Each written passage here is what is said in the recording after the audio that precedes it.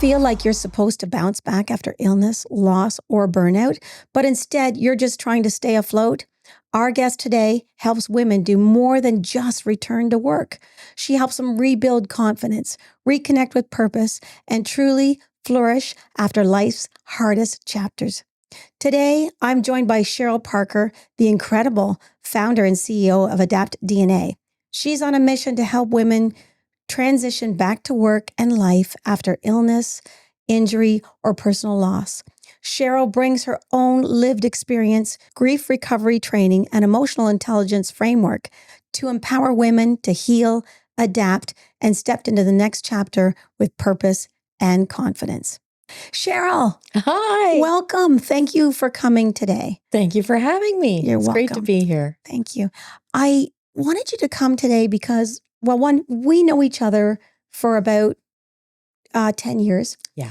And we met in a women's coaching group. That's right. And this one thing that we learned about this group was that having more empathy and compassion towards women, and how the world will be a better place when we can express those kinds of values. And you embody that. When I met you, I was like, Cheryl already has this. She knows how to treat women. So I'm not surprised that you have this company. Can you explain to me what Adapt DNA, where did you get that name from? What does it mean to you? Yeah, well, I went through a traumatic grief experience almost 27 years ago now. My 8-year-old daughter, Rachel, died from complications from a flu virus. She had ITP, where your antibodies attack the platelets instead of the virus. And they tried to do brain surgery on her. Well, they didn't try. They did brain surgery on her. And her brain was too swollen and she was pronounced brain dead. So I went on my own grief journey and I started running programs about 4 years after I was, down the road of my grief journey, and I started helping others. But through that, I was taking business courses and growing my business. And one of the business courses I was in, they wanted us to do a timeline on what our life was for and what our purpose was. And I remember thinking, like, after I documented everything, I thought, wow, when I look at my life is about loss. And I thought, that's kind of a drag. But it was like, no, it's not about loss. Dig deeper, dig deeper. And so we kept digging deeper. And at the end of the day, what I saw was that my life was more about adaptability. And it was about how I bounce back after dealing with adversity. It wasn't necessarily about the adversity itself, but how I show up and how I recover and heal from that adversity. So when I looked at adaptability, I thought we all have that innate ability to adapt, but it's also a soft skill too that you can develop. So I liked Adapt DNA because it's in our DNA and we can learn how to increase our adaptability skills. That's incredible. I can't even imagine losing a child. Like, it's just, I can't imagine what you would have went through. Yeah. And we spoke earlier about not wanting to be a victim. So I understand that because I've had my own personal loss, and it is easy to gravitate to being the victim.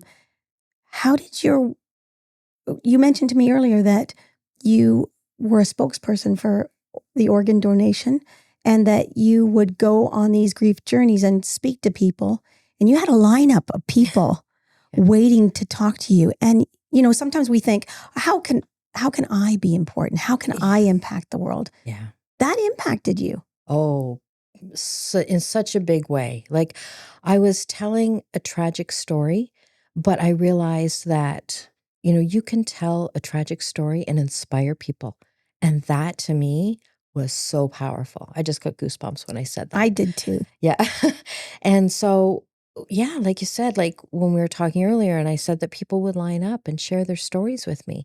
And that's when I saw how important it is to share our stories with others and inspire others and to give people hope, because we don't have to stay in that place. It is horrible and it was not fun going through that. Believe me, it was my darkest days, but we don't have to stay there. And that is the lesson that I want my clients to know. Right. And you were actually suicidal at the time, were you not? I was. I Yeah. was. I was ready to pack it in. And, I've done suicide training. And I realize now that, I actually had a plan. And that's one of the things when you are supporting somebody who is suicidal, you find out if they have a plan Mm. because you can't just wipe that stuff off, So I did. I even had a plan. But, I also had faith.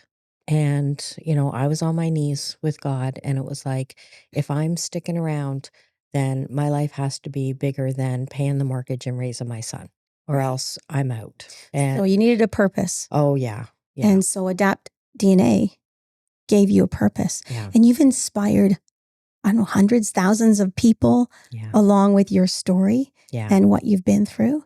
And now you're helping women transition back to work. How does your grief recovery and the work that you've done there help women kind of overcome what they're dealing with, whether they've had a loss?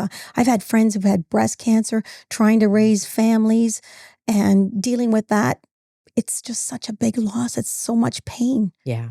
I think what I learned, it's been almost 20 years I've been working with clients, and they may walk in the door because they've lost a loved one, but through working with them, there's other losses, like you say, breast cancer, or a divorce, or, a miscarriage or an abortion earlier on in their life. There's so many other losses that we go through that I could see how grief was the common thread through all transitions that we go through.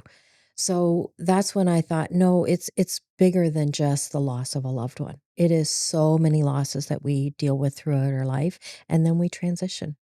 It's the loss of your life being like the same as it was before. Exactly. Like I have a friend right now, her husband's very ill, and she's like, my husband doesn't even leave the house unless he's going for a haircut. Mhm. So now all of a sudden I have to come to terms with the fact that my life is just going to change. Yeah. It's not going to be the same as it was. Yeah. So can you tell me about how you would help somebody transition through, let's just take loss, first of all, Mhm. a spouse passing away. How do you help somebody transition, get them back to work, get them back to life? Let's just Yeah. talk about life. Yeah, yeah. Well, it's true. It is a process, and it's a step-by-step process.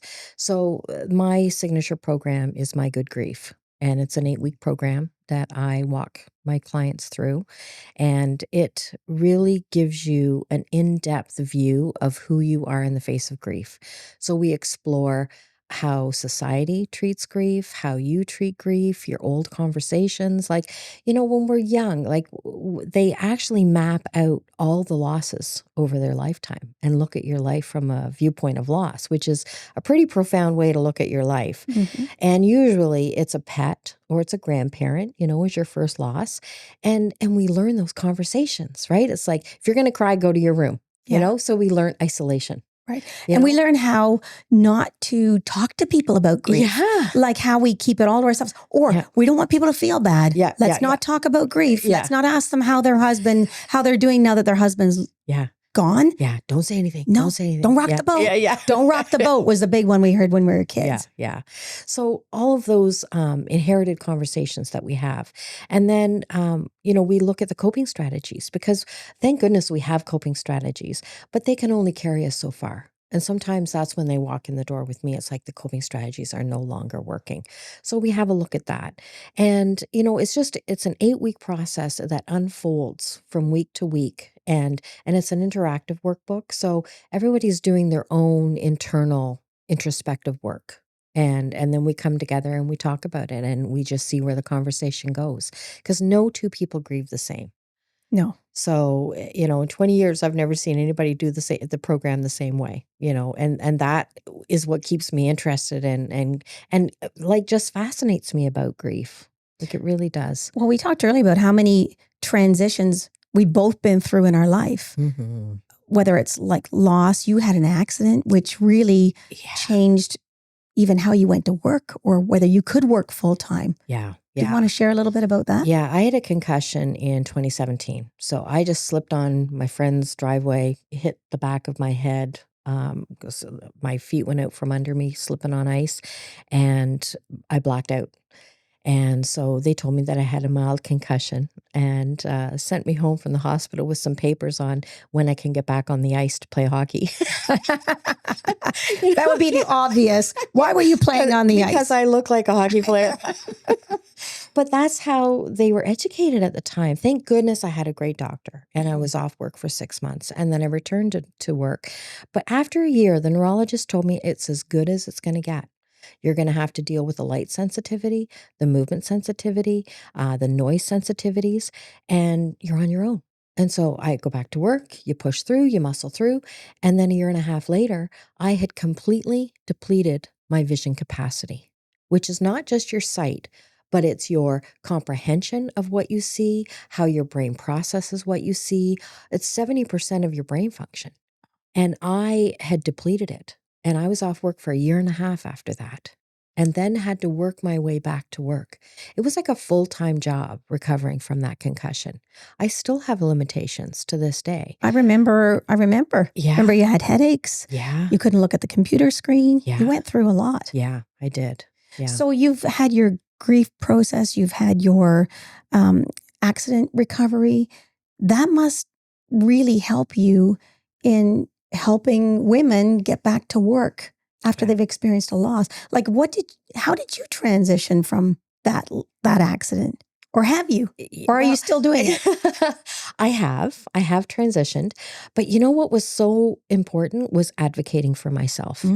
I had to really stand in my own power and make requests.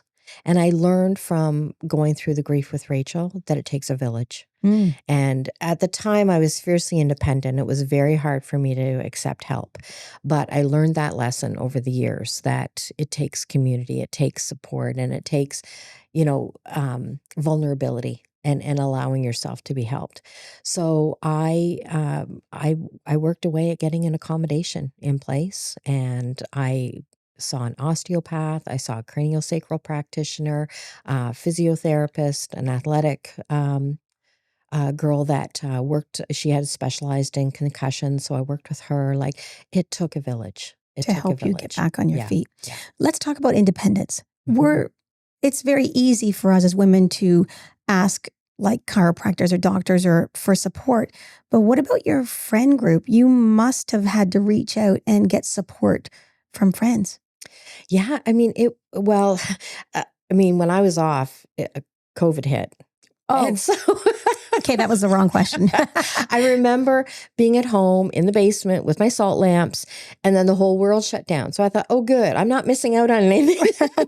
I don't have FOMO. Yeah.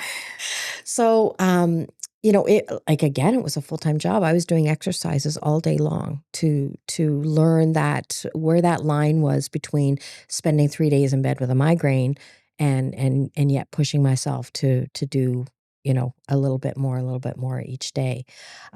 So yeah, I just had to advocate for myself, and my friends were terrific. Now, my friends were terrific, but also it's hard to understand a brain injury because it's invisible. You can't see it. So it's not like a broken people leg. would see me and was like, you seem fine, so they didn't know that I just spent 3 days in bed because I'm having a good day. Right. So it's very frustrating and difficult to communicate a brain injury. It really is. Like, I mean, even professionals sometimes don't know a whole lot about it, never mind the common public and our friends. Right. But it was about educating them. Right. So let's just talk about somebody who's had a major illness. So I've had many friends who've had breast cancer. And like I mentioned, dealing with children at home. How do you help them transition back to work? Yeah, well, I have a playbook, and it's really about setting some stress management tools in place. It's about learning how to have difficult conversations to advocate for yourself, setting boundaries, and then setting up a structure at work to support you while you continue to transition. Because it's not, okay, I'm back and now everything's good. Like, it is a transition.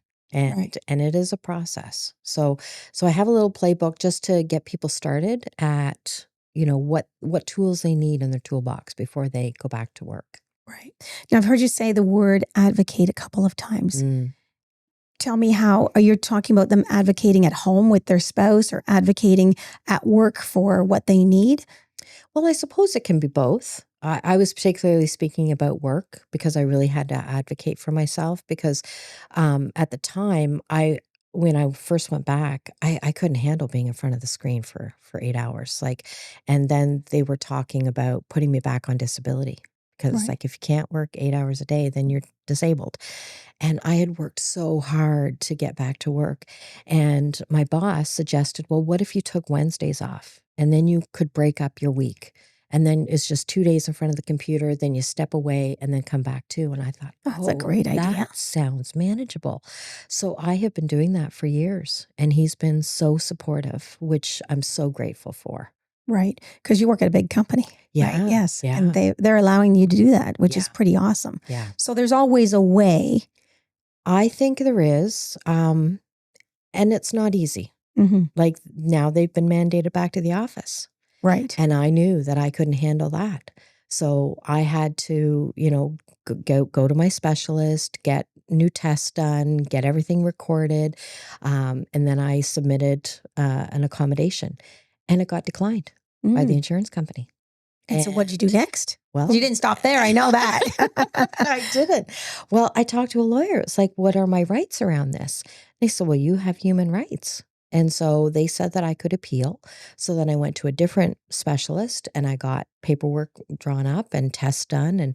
And she gave me an assessment and I submitted that. Well, then didn't it get declined again? Because they don't understand brain injury. And they probably want you gone at this point, right? In some ways, right? Oh, I don't know. It's not like they had to pay because I was willing to work. Right. I just couldn't go to the office to work under the fluorescent lights and the screens and just navigating around an office. Like it's just too hectic for me. Right. So I talked to the lawyer and she reviewed the doctor's notes and she said, your doctors are excellent. She goes, normally they refuse these because the doctors haven't clearly explained the symptoms and how it will affect you. Right. But she said, your doctor's notes are bang on.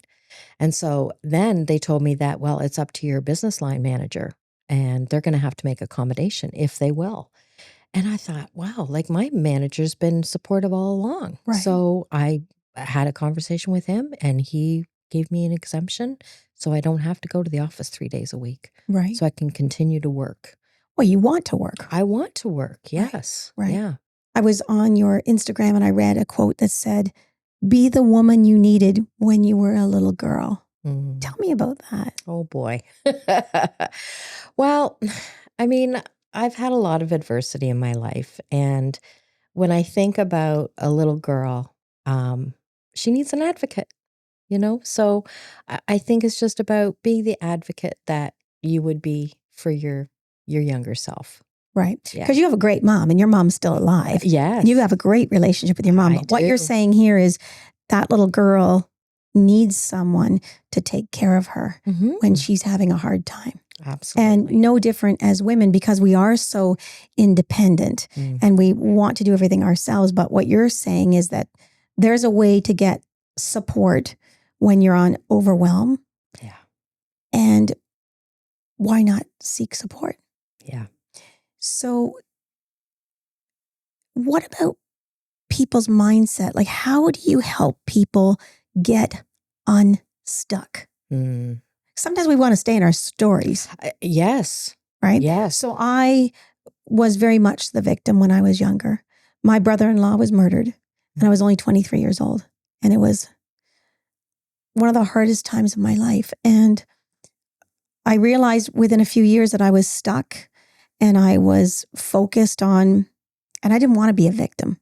I didn't want to tell the story when you said about your daughter dying. You don't want to be the mom that always talks about your daughter dying or people feeling bad for you. And I was that person. I was, advocating for victims and I was doing a lot of work like that. And then just one day I was just so burnt out and I was so tired.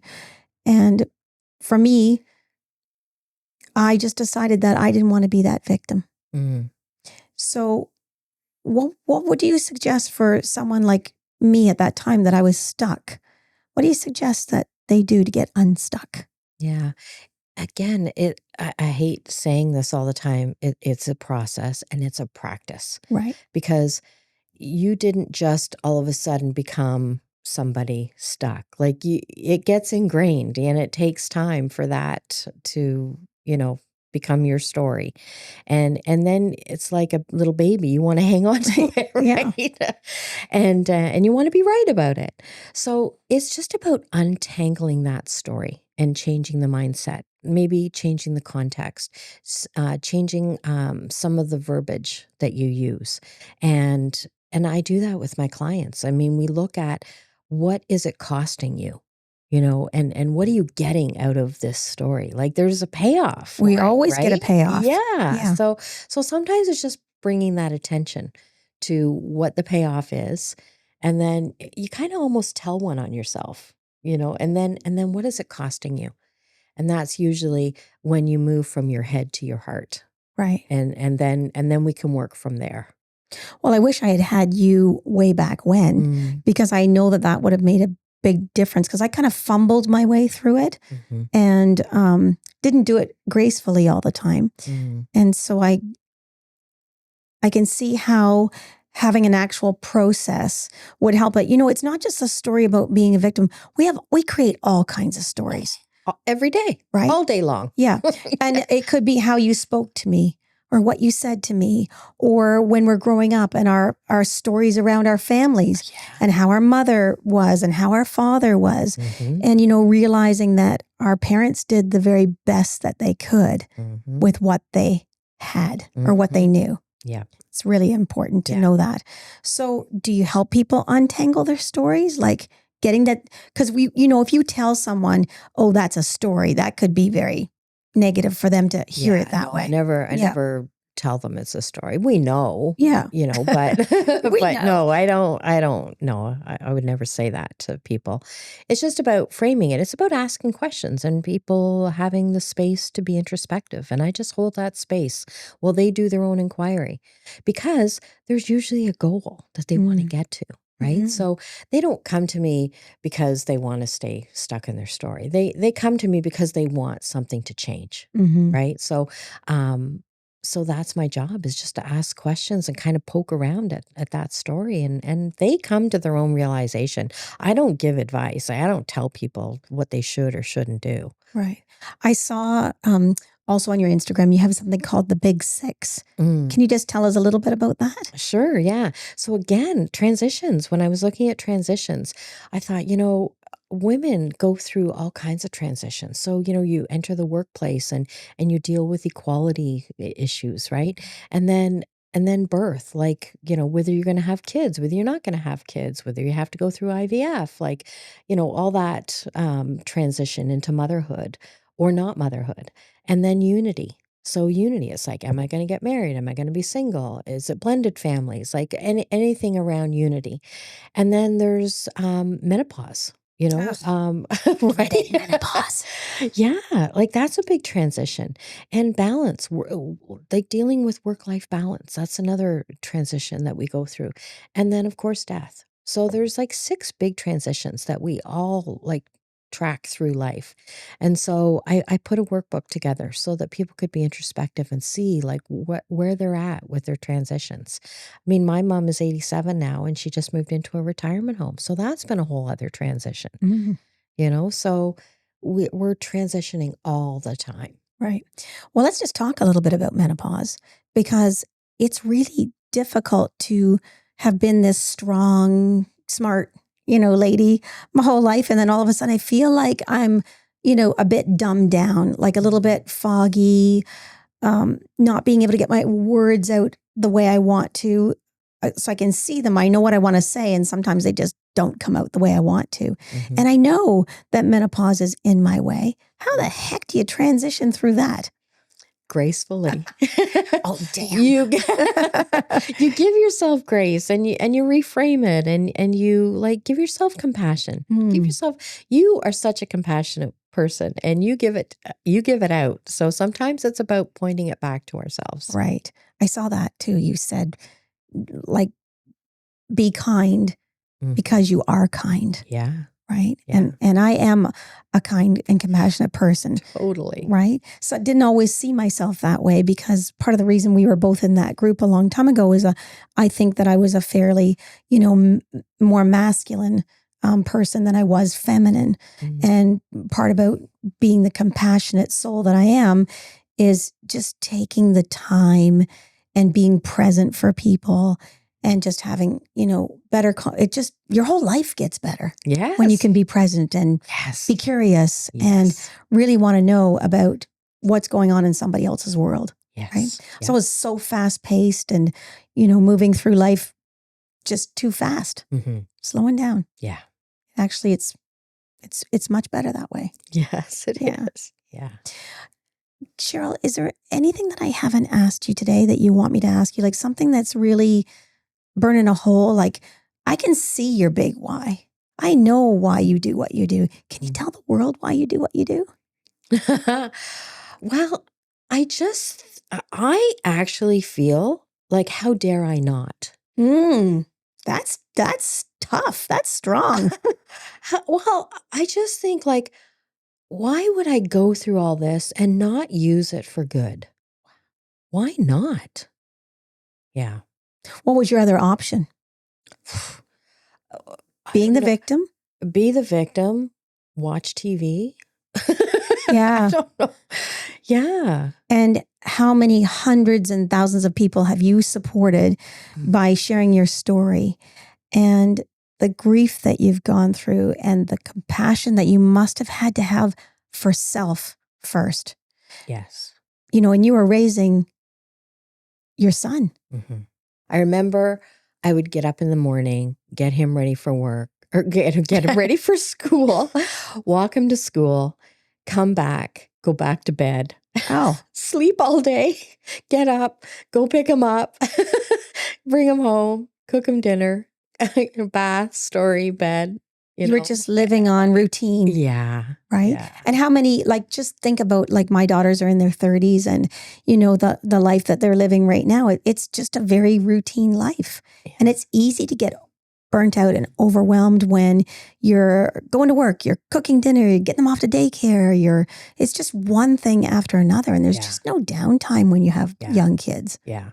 It's very true. Yeah. So what did you do for yourself? If you could take yourself back then, do you remember fumbling your way through the process? Oh, absolutely. Right. Absolutely. But it's funny because Rachel died at Sick Kids Hospital. And Sick Kids Hospital called me because they saw how Sean and I were with Rachel when she was pronounced brain dead. And they just saw something in me.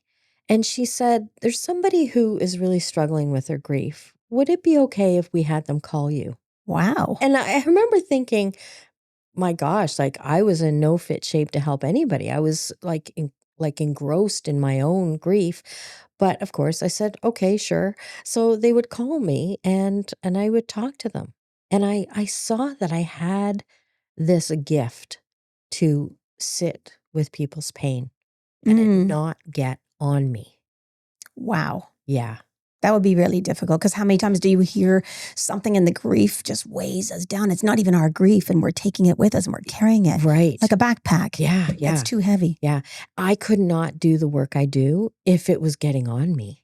Right. Or because grief is a very low vibration. Right. Right. So, I mean, I do grief work with people, but I'm not a low viber. No, no. So there's no way I could do this if it sunk me. If anything, you're the exact opposite of that. You're like sunshine and radiance and love and life. And, when you walk into a room, the whole room's coming up with you, whether you want it or not. That's where they're going. But, there's lots of people in this world where they walk into a room, they bring the whole damn room down. Yeah. That's not much fun to be around. Yeah. Yeah. True. But I can see why people's pain and letting them have a conversation, letting them talk about their spouse or their loss. Mm-hmm. Who let you talk about your spouse and or about your loss of your daughter? Like, who let you talk about that? There must have been somebody in your life at that time. Yes. Yes. Who was that? Was that your mom? My mom and dad were amazing. But my mom also wanted me to get over it. Oh. And that's not a slight on your mom. That's just that's how people react, because she right? was hurting. Oh yeah, right. She was watching her daughter suffer, right? So she just wanted me to be okay. Right. So and I would have gotten over it if I could, Right. But my friend Linda, who lived out in Fort McMurray, she called me every single day. Every single day. We all need a Linda in our life. Yeah. And she died of cancer, unfortunately. But yeah, she called me every day. I had other friends that stuck by me and would call me and were very, very loyal and could be with my pain. Did anybody come and pull you out of bed? Get out Yes, of bed. Yes. And they were so annoying. Because I remember, like, just leave me alone. Because at that point, it's like I just wanted to like disappear, right?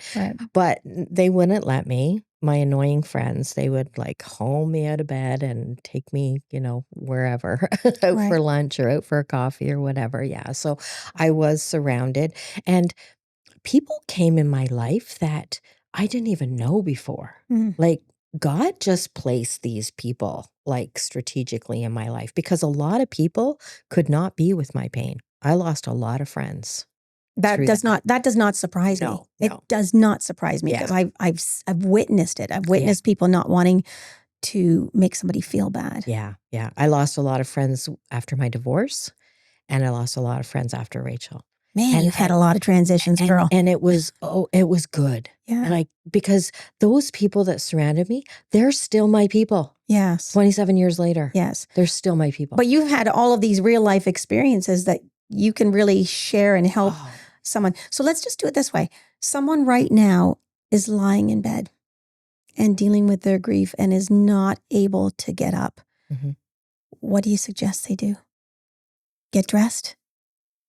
I would sit with them by their bedside and just be with them. So you're the friend, and you would just go and be with them and sit with them, hold their hand. Hold their hand. Just be with them. Yeah. What if you're that person that's in bed right now and they're hearing Cheryl, who's gone through all of this life journey, and some of it has not been good, and I know some of it has been really great. Can give them a message. What can they do? Cry it out. Let it be okay that you're not okay. And that you're in bed and accept that you're in bed. Yeah. Whoa. Yeah. I wasn't expecting that response. Thank you for that. That's big. Yeah. Well, where can people find Cheryl? On Instagram, TikTok? Where can they find you? Well, mostly I'm on Facebook and LinkedIn these days. I do have an Instagram account. I'm not as diligent on that account as I used to be. But yeah, LinkedIn or Facebook, or email me at cheryl@adaptdna.com. Okay. What about your phone number? 647-629-9202.